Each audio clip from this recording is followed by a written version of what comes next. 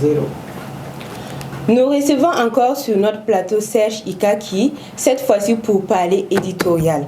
Le thème de l'édito du jour porte sur la mort du président tchadien Idriss Déby. Quelles conséquences pour le G5 Sahel? Serge, bonjour. Bonjour, Koulibaly. Idriss Déby n'est plus. Que pouvez-vous nous dire sur l'homme? Et sur l'homme, Idriss Déby, c'est le chef d'État tchadien qui a été, disons, assassiné. Bon, Idriss Déby, c'était un militaire de formation né en 1952 au Tchad. Et on va plus parler de son volet militaire parce que donc il a occupé plusieurs postes au niveau de l'armée tchadienne. Et on peut citer entre autres le poste de chef d'état-major adjoint au niveau de l'armée. Il a été aussi commandant de l'armée tchadienne. Il a été par moments aussi conseiller à la présidence chargée de la défense et de la sécurité de l'armée tchadienne.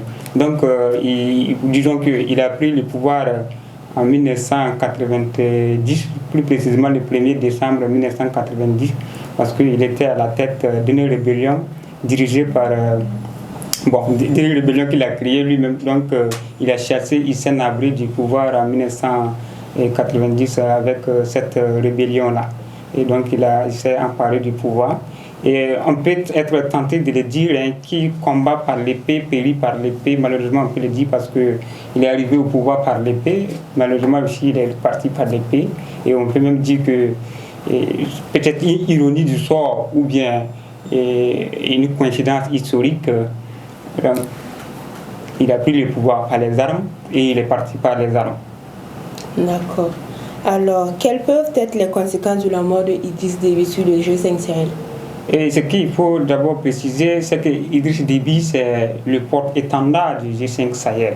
C'est la locomotive, en quelque sorte, de cette coalition des forces armées de 5 pays, notamment le Burkina Faso, le Mali, le Niger, le Tchad et la Mauritanie.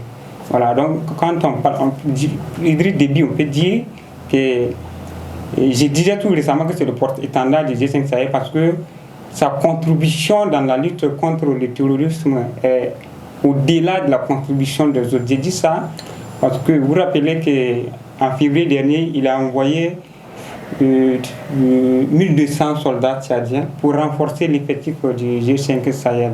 Voilà, il prenait quand même des décisions courageuses. Il s'affirmait beaucoup et une fois qu'il n'est comme ça qu'il n'est pas là, ça va beaucoup jouer sur maintenant l'efficacité du G5 Sahel parce que c'était un leader charismatique qui savait s'affirmer et disait les choses comme il voulait et qui partait même au front. Donc il galvanisait beaucoup par rapport aux autres États.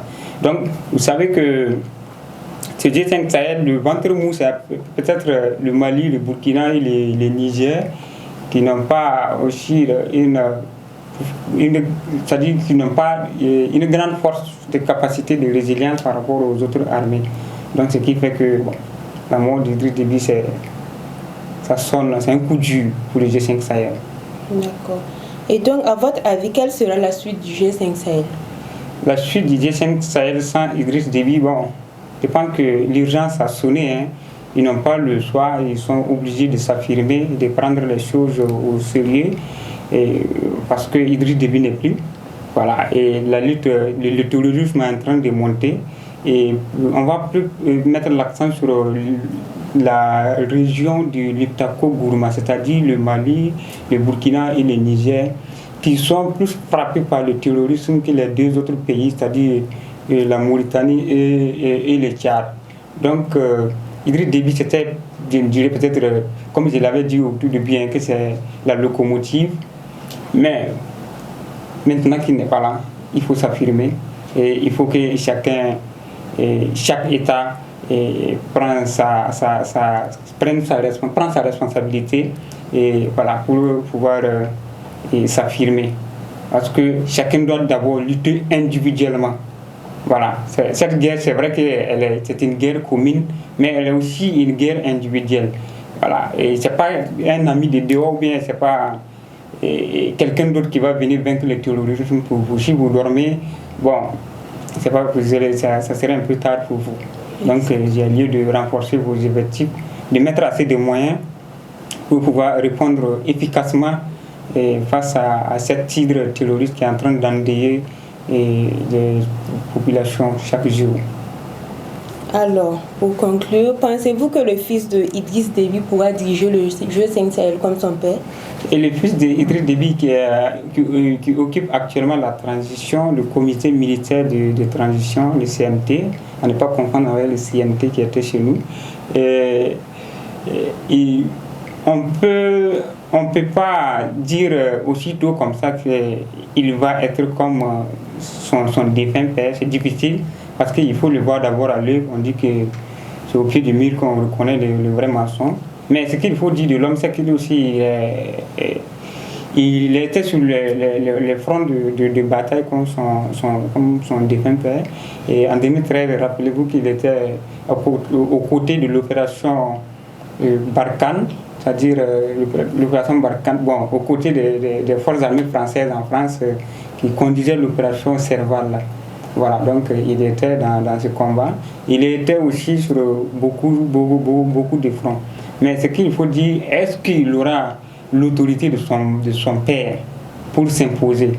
Voilà, parce que non seulement son papa, si je peux le dire ainsi, son père à l'interne était un leader, mais en plus de Djamena, l'homme avait une forte influence d'abord sur l'Afrique et de manière générale.